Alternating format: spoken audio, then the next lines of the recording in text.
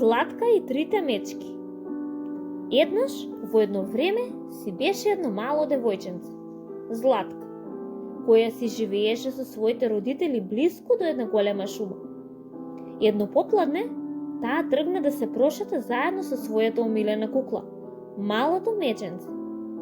Мајка ја советуваше да не оди далеку. Внимавај, и рече таа. Ако се оддалечиш многу, постои опасност да се изгубиш во шумата. Златка почна да си собира цвеќиња шетајки се низ шумата. И се причинуваше како големите високи дрвја тивкоде и шепотат. Дојди да не видиш, малечка, дојди да не видиш. Те чекаме во длабочината на шумата. Мајка ми не ми дозволува, одговори малечката Златка. Но набрзо Златка заборави. Почна да собира ту едно, ту друго цвеќе се додека не се најде длабоко во шумата. Се вртеше радосна помеѓу срничките и пилињата и на крајот се изгуби. По малку време дојде и ноќта и Златка почна да се вознемирува. Чувствуваше дека околу неа нешто се смени. Дрвјата сега беа тивки, птиците не пееја, цвеќињата ја имаа изгубено својата убава миризба. На загубеното девојченце се му изгледаше страшно. Среде шумата се наоѓаше куќата во која живееше едно семејство мечки. Господинот Мечок, голем, висок, тежок и силен. Господјата Мечка, ниту многу голема, ниту многу тешка, ниту многу силна. И на крајот, меченцето мало и весело. Господјата Мечка беше подготвила за вечера една убава супа, но не можеа да ја јадат зашто се уште беше многу жешка. Така решија да се прошетаат малку низ шумата се додека не се излади супата. Во тој момент таму пристигна Златка. Ја види убавата куќа на мечките и ја турна од клучената врата. Ја намириса убавата супа и како да се наоѓа дома си седна на масата. Златка седна право на столот на господинот Мечок, но и се виде многу голем. Потоа седна на столот на господјата Мечка, но и тој не и беше точен. И остана само на столчето на меченцето. Но штом се обиде да седне тоа крак, се скрши. Се обиде да јаде од супата на господинот Мечок, но чинијата и лъжицата беа многу големи. И од господјата Мечка не и беа точни. Остана само чинивчето од малото меченце.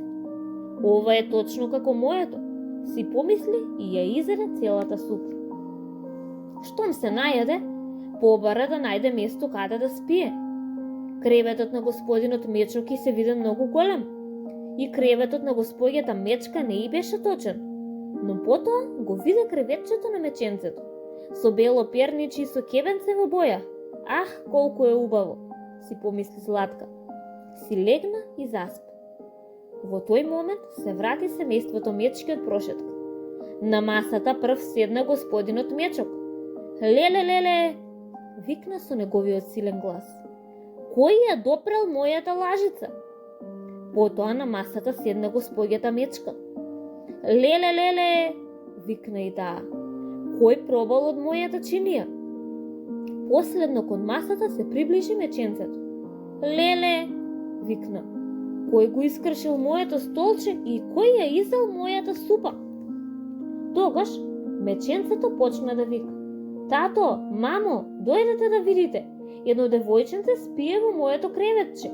Колку е убаво, како кукличка. Од сета оваа врева, Златка се разбуди. Се поткрена на креветчето, ги протри очињата и што виде? Господинот Мечок, голем, тежок, висок и силен. Господјата Мечка ниту многу голема, ниту многу тешка и ниту многу висока и силна.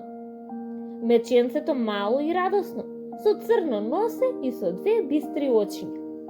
Тројцата ја гледаа изненадени. Златка многу се исплаши и со еден скок низ отворениот прозорец се најде надвор, заборавајќи да си ја земе омилената кукла. Малото меченце, една птичка која ја виде, се сожали и реши да ја го покаже патот кон незината куќа. По малку време Златка пристигне до незината куќа. Мајка ѝ се беше многу вознемирила и возбудено ја очекуваше. Мамичке моја, извика девојчето. колку ми не достигаше. Извини што не ги послушав твоите совети. Златка никогаш повеќе не им подлегна на повиците на дрвијата на шумата.